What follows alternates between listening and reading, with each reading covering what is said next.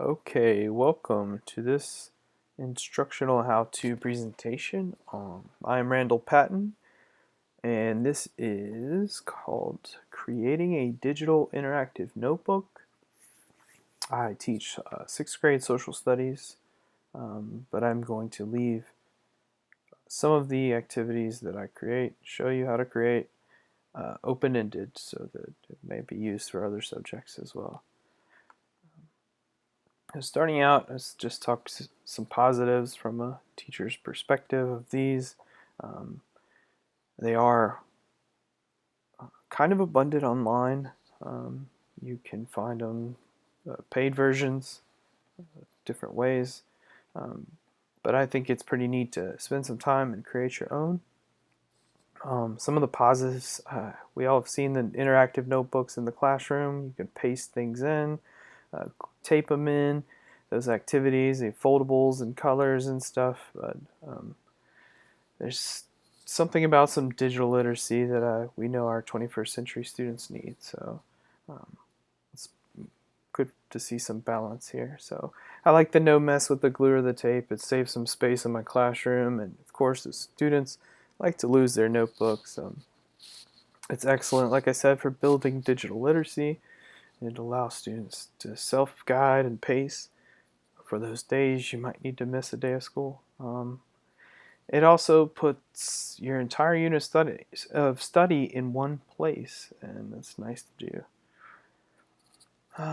So some of the possible activities I'm going to create or show you about are one, visual vocabulary. Vocabulary is very important for building literacy, and with this we're going to tag team digital and good old-fashioned literacy. So you could also do some labeling of maps, so we might try to throw one of those together. You can compare and contrast cause and effect activities, sorts, and maybe even categorize some concepts. Alright, so let's move forward. Our first thing that I've went ahead and created for you is visual vocabulary, and I just said for Unit 1, my Unit 1 usually starts out beginning of time, and sometimes we talk about some just history terms and social scientists, so I've just put 2 here. All I've simply did is just color, color the background of this page, and I've picked my color, hit done. I've created a title as well as some instructions here. Then I went up and I inserted a table. Just did 3 columns, 1 column for my term, 1 column for my definition, and we're going to make this visual so the kids will get to insert an image. So I got 1 more column for that. You'll just pick how many ever rows you need based on your vocabulary words that you're going to do. And the kids, you'll plug in the terms here. The kids can go to town on inserting their definitions and Google searching and copying and pasting in an image. Like I said, this gets them digital literate. You could also show them the insert tool here, which is pretty neat. I'm using it the wrong way here, but we could insert an image.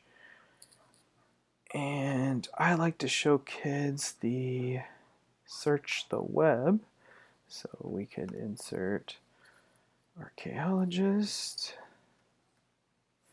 and look for that on Google search, and we can see some good old archaeologists. And we can just insert it there where we need it.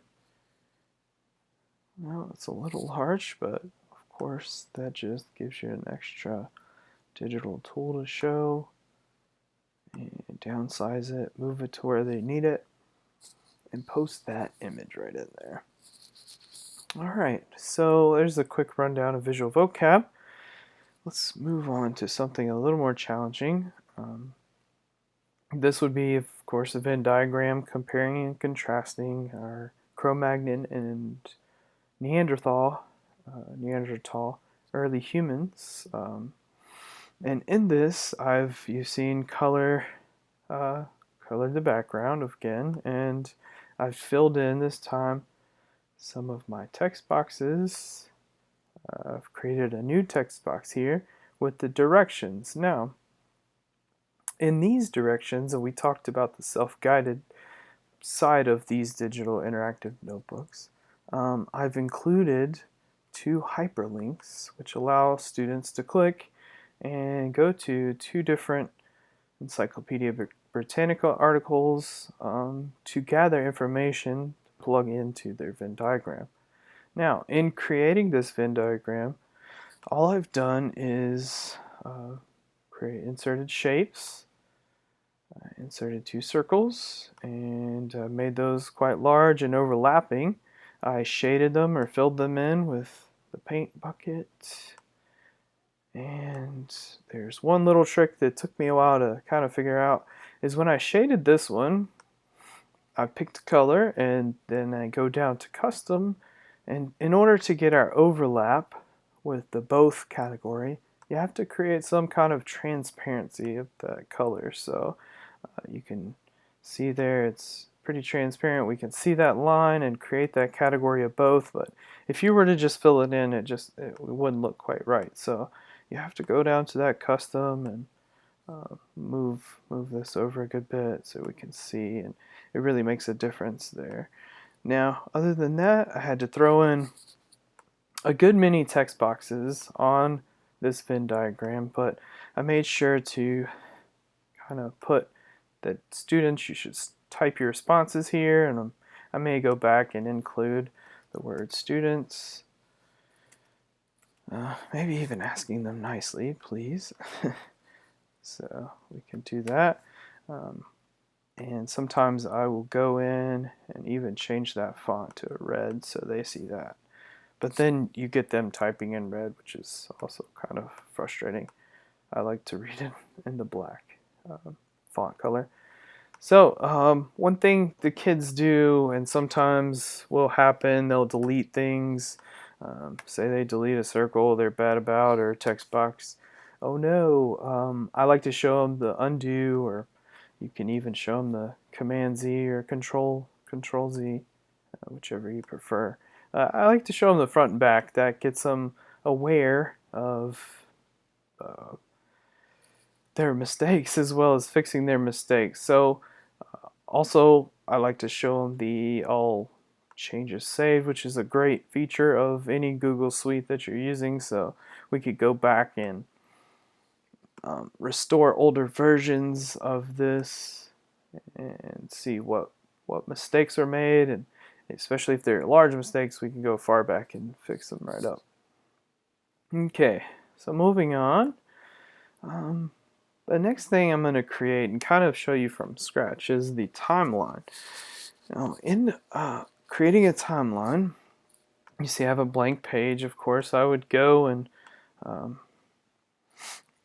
drop in some kind of background color, and we have our directions here where I would probably include some hyperlinks, and I'll just show you real quick how we might insert a hyperlink real quick. So Command copy, Control copy, and I like to use Control K on my quick buttons, and I usually show my kids this too in case we're ever in the trenches creating some hyperlinks. It's good for them to know as well, some building that digital literacy. So I've created, so let's just pretend I've written up my directions, I've got my hyperlinks, and you have to then choose how many points of interest you want in your timeline, and we're going to go and create some shapes again. So I'm going to actually use the down arrow and go to the side here. We'll create an arrow all the way down, and let's just shade this guy a different color to a darker blue. And now, once you've decided how many points of interest, you can go in, and it's good to create some different shapes here on this timeline so the kids kind of see when or how many or where they're matching these things up. So we can just Control copy and paste a few of these.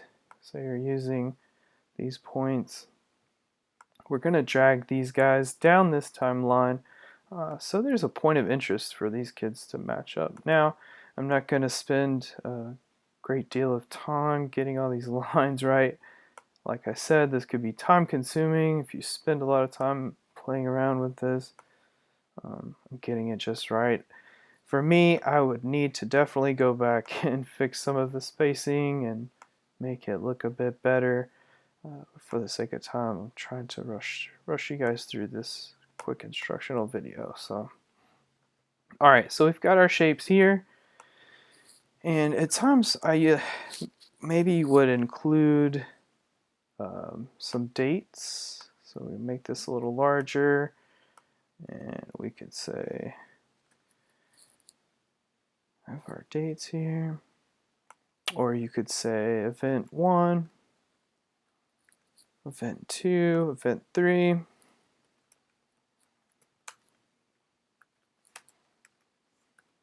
Okay. And I should probably, you guys get the gist. And then you will go and create some more shapes, the same amount of points of interest, and this is where you're going to come up with your text. So the founding of early, and you get the gist, and you'll create just a few of these boxes. If I copy the right one, and once you've created enough, then in your instructions you'll say something like drag and drop the scenarios or the events to the correct position on the timeline, or something educational and easy for kids to understand depending on your level. So then the kids can drop these text boxes over, or these shapes over, and match them up with the timeline in chronological order. So quite time consuming, a good bit of work, but if you do have something self-guided like this, quite worth it. The next thing I'm going to show you is just a quick concept sort, and you see, of course, I've got my directions, and once again, include my directions and hyperlinks, and I've already thrown a few shapes up here. We've got concept 1, concept 2, concept 3, concept 4, and once again, you can go in and create some more shapes here to especially if you're going to have different things, I would make some different colors of them, just so we have some contrast and color play here. And then I would actually go in and make each one of these a different color so that the students have some differences, and it might even help you when grading these. So you never know. And then you can put your words, or maybe even prime number, something like that in there that we can then move into our concept, right? Prime numbers or whatever, what have you.